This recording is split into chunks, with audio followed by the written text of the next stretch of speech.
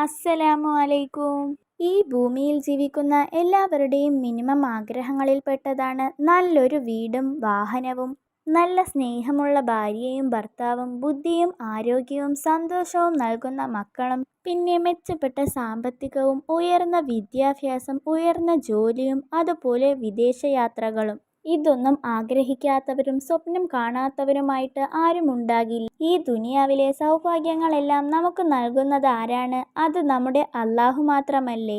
അതുകൊണ്ട് അസ്മാഉൽ ഹുസ്നയിലെ ഒരു ഇസ്മ കൊണ്ട് നമ്മുടെ റബ്ബിനെ വിളിച്ച് നമുക്ക് വേണ്ട എല്ലാ സൗഭാഗ്യങ്ങളും ചോദിക്കാം.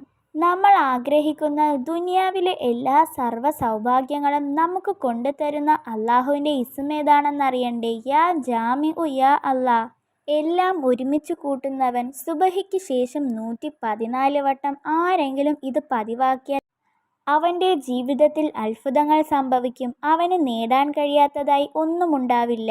ഈ ദുനിയാവിൽ അവൻ ആഗ്രഹിക്കുന്നതെല്ലാം അവൻ്റെ മുന്നിലെത്തിക്കപ്പെടും. സകല സൗഭാഗ്യങ്ങളും നിറഞ്ഞ ഒരു സന്തോഷ ജീവിതം അവന് ഉണ്ടാകും. വിചാരിച്ച കാര്യം കിട്ടാത്തതിനെക്കുറിച്ച് ഒരു വിഷമവും ഉണ്ടാകില്ല.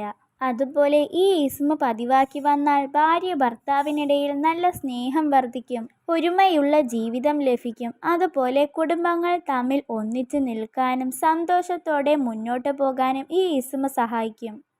നമ്മുടെ ജീവിതത്തിൽ എല്ലാ സൗഭാഗ്യങ്ങളുമുള്ള ഒരു സന്തോഷമുള്ള ജീവിതം ആഗ്രഹിക്കുന്നുണ്ടെങ്കിൽ ഈ ഇസ്മ ആരും മറന്നു പോകരുത്.